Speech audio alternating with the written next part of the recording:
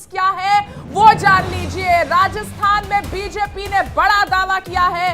राजस्थान में बीजेपी अपनी जीत को लेकर आश्वस्त है और 125 सीटें जीतेगी बीजेपी, सतीश पुनिया का यह कहना है। तो बहुत ज्यादा कॉन्फिडेंट यहां पर बीजेपी, राजस्थान में कांग्रेस का सुपड़ा साफ करने की बात यहां पर सतीश पुनिया कर रहे हैं। 125 सीटें जीतने का बड़ा दावा प्रत्युष। जी, ये बड़ा दावा राजस्थान में, चूंकि एग्जिट पोल से भी पार्टी बहुत ज्यादा उत्साहित है। मनोहर, मतलब बीजेपी ये मान रही है कि जो इस बार एग्जिट पोल हैं, जो ज्यादातर एग्जिट पोल में दिखाया गया है कि राजस्थान में बीजेपी सरकार बनाने जा रही है, लेकिन एक दो एग्जिट पोल ऐसे हैं जिन्होंने पासा पलट दिया है। मनोहर, ये 7 ऐसी जो एग्जिट पोल के सर्वेस थे, उसमें 3 ऐसे सर्वे थे जो कांग्रेस को जिता रहे थे और 4 ऐसे थे जो बीजेपी को जिता रहे थे। जो दावे जो किए जा रहे हैं कांग्रेस और चाहे बीजेपी की तरफ से है, वो दावों की जो पूरी हकीकत है वो थोड़ी देर बाद रिजल्ट जैसे आएगा उसमें निकल के आ जाएगा। चूंकि जो कह रहे हैं कि 125 या उससे ज्यादा की सीटें जो भी कह रहे हैं, या कांग्रेस के लोग कह रहे हैं कि पूर्ण बहुमत की सरकार बना रहे हैं, क्या वो खुद जीत के आ रहे हैं, ये भी एक बड़ी बात है। क्योंकि जो दावे किए जा रहे हैं वो दावों में कितनी सच्चाई है वो तो रिजल्ट आने के बाद पता चलेगा। लेकिन दावे अपनी जगह है, और लेकिन दावों के साथ साथ जिस तरीके से दोनों पार्टियां अपनी रणनीति बना करके और सरकार बनाने की कोशिश की जा रही है, और मुख्यमंत्री अशोक गहलोत रिपीट करने के उसके पूरे प्लान में लगे हुए हैं, तो वहीं वसुंधरा राजे पूरा कैंपेन देवदर्शन के साथ ही लोगों से मिलना, आरएसएस से मिलना, राज्यपाल से मिलना, तमाम चीजों। ठीक है मनोहर, आपके पास वापस लौटेंगे। शालिनी बहुत देर से वेट कर रही है छत्तीसगढ़ में, और शालिनी के पास काफी हलचल मैं बहुत देर से देख पा रहा हूं। शालिनी, आप वहां पर जहां मौजूद हैं वहां काफी हलचल है, तो क्या तस्वीरें हैं वहां पर, और छत्तीसगढ़ की तस्वीर क्या बनती नजर आ रही है? हालांकि थोड़ी देर में जब पोस्टल बैलेट की काउंटिंग शुरू हो जाएगी तो पहले रुझान आने शुरू हो जाएंगे, लेकिन फिलहाल क्या तस्वीर आपके पास शालिनी? बिल्कुल, देखिए विवेक, मैं काउंटिंग सेंटर के बाहर खड़ी हूं, और इससे पहले मैं आपको तस्वीरें दिखा दूं कि यहाँ पर जो है आपको पूरी तरीके से आर्मी की फोर्सेस जो है, छत्तीसगढ़ की पुलिस यहाँ पर नजर आ रही होगी। सिक्योरिटी बढ़ा दी गई है, और यहाँ पर कांग्रेस और बीजेपी के जो कार्यकर्ता हैं उनका भी आना शुरू हो चुका है, क्योंकि अब से थोड़ी देर में पहले पोस्टल बैलेट खुलेंगे, उसके बाद ईवीएम जो है वो खुलेगा। उसके बाद जब रुझान आने सामने आएंगे तो उसके बाद कहीं ना कहीं देखिए 2-3 बजे के बाद तस्वीर साफ हो जाएगी कि छत्तीसगढ़ में सरकार किसकी बनती है। लेकिन यहां पर आप अगर देखें कि कांग्रेस के भी यहां पर कैंडिडेट्स, यहां पर बीजेपी के कैंडिडेट्स यहां पर मौजूद हैं, और जैसा कि हमने अभी बात किया, जो रायपुर ग्रामीण से जो कैंडिडेट है बीजेपी के मोतीलाल साहू, वो बड़े ही आश्वस्त नजर आए। उन्होंने साफ कहा कि कांग्रेस से। जी शालिनी, आपको यहाँ रोकेंगे। इस वक्त एक बड़ी खबर आ रही है, अपने दर्शकों को वो बता देते हैं। इस वक्त की ब्रेकिंग न्यूज आपको देनी है इंडिया डेली लाइव पर। मध्य प्रदेश की सियासत से जुड़ी बड़ी खबर आपको दे दें। इस वक्त कैलाश विजयवर्गीय के बयान से हलचल मच गई है। सीएम शिवराज ने कई नेताओं से बात की, दिल्ली फोन कर पार्टी हाईकमान से भी बात की, सीएम के चेहरे को लेकर बयान दिया था, कहा था सीएम का फैसला दिल्ली से होगा, और अब इसे लेकर शिवराज सिंह चौहान ने पार्टी हाईकमान से बात की है, ये जानकारी सामने आ रही है। कैलाश विजयवर्गीय के इस बयान के बाद मध्य प्रदेश बीजेपी के अंदर हलचल है, क्योंकि पार्टी ने इस बार सीएम चेहरा घोषित नहीं किया था, लेकिन अघोषित तौर पर शिवराज सिंह चौहान ही चेहरा थे।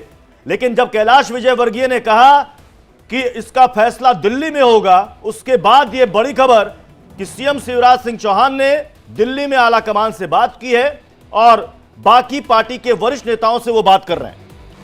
तो ये बड़ी खबर कांग्रेस के हवाले से भी आ रही है। प्रत्युष और अदिति, कांग्रेस के हवाले से खबर यह है कि जितने भी जीते हुए विधायक हैं सभी को भोपाल आने को कहा गया है, और सूत्रों के हवाले से जानकारी ये मिल रही है कि वहां से सबको कर्नाटक शिफ्ट करने की तैयारी है।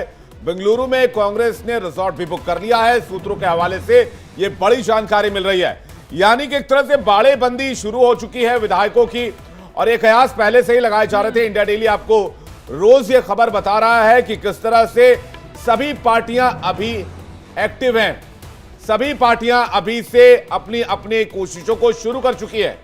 चलिए जितेंद्र के पास जल्दी से रुक कर लेते हैं। जितेंद्र, क्या कैलाश विजयवर्गीय के बयान से शिवराज सिंह चौहान परेशान हो गए?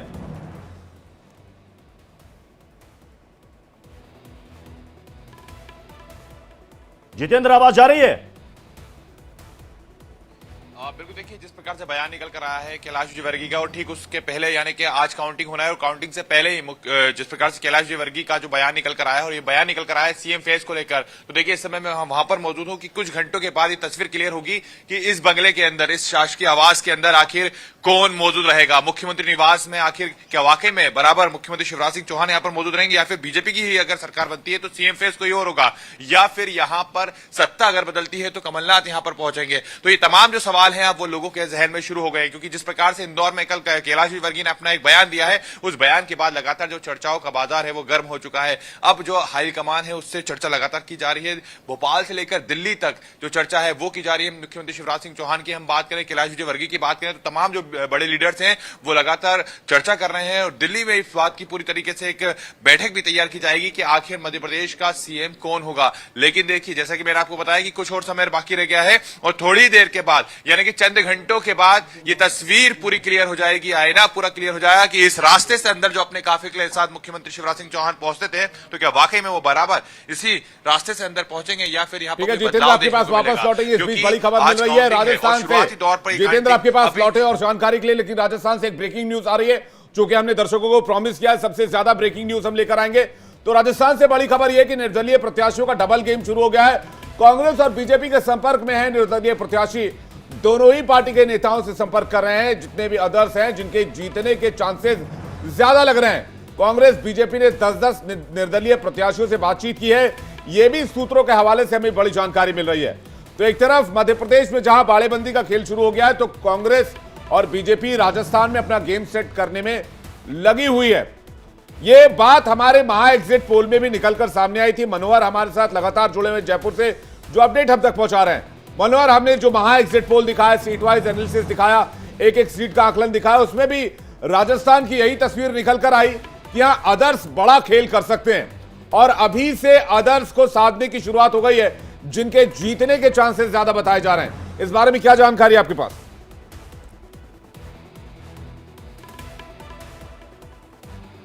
का जो भूमिका है वो बढ़ने वाली है, और भूमिका अगर बढ़ती है तो तमाम जो पार्टी हैं, चाहे कांग्रेस हो चाहे बीजेपी हो, वो संपर्क साध रही है। लगातार चुनाव होने के बाद से लेकर के जो जीताऊ निर्दलीय है उनसे लगातार संपर्क किया जा रहा है। बताया ये जा रहा है कि अधिकतर निर्दलीय है जो बीजेपी के जो है वो उसमें वसुंधरा गुट के हैं, और दूसरा जो कांग्रेस के जो निर्दलीय हैं वो मुख्यमंत्री अशोक गहलोत के लोग हैं। तो इन लोगों से संपर्क दोनों पार्टियां कर रही है, जिनको जो सहूलियत है वो उस हिसाब से एक दूसरे से संपर्क कर रहे हैं। लेकिन सरकार बनाने में उनकी भूमिका किस तरीके से हो सकती है, उनको साधने की कोशिश है पूरी तरीके से दोनों तरफ से की जा रही है। लेकिन जो विचारधारा की बात की जाए, चाहे पार्टी से नाराज होकर के जिस तरीके से जो निर्दलीय बागी जो मैदान में उतरे हैं, तो उनको किस तरीके से पार्टी में वापस जोड़ा जाए, तो पार्टी के लोग भी, जो सीनियर लोग हैं वो भी अपनी तरीके से उनसे संपर्क कर रहे हैं। लेकिन वसुंधरा राजे के लोग हैं वो उनकी। जी मनोहर, आपको यहाँ रोकूंगी। इस वक्त तस्वीरें हम आपको दिखा रहे हैं, ये तस्वीरें इस वक्त आ रही है कांग्रेस मुख्यालय से। देखिए, कांग्रेस मुख्यालय की तस्वीरें हैं ये दिल्ली की, और जहां पर एक अलग ही तस्वीर देखने को मिली है। भगवान राम के पोस्टर से पूरा मुख्यालय पटा पड़ा है। श्री राम और बजरंग बली की तस्वीरें लगाई गई हैं, और यहां पर आप देख सकते हैं कि किस तरह से तैयारी की गई है, एकदम अलग अंदाज में। कांग्रेस मुख्यालय की ये तस्वीरें आप देख रहे हैं। दिल्ली कांग्रेस मुख्यालय में इस बार अलग तरह की तैयारी की गई है। अब ये देखिए, ये देखिए हाँ, कांग्रेस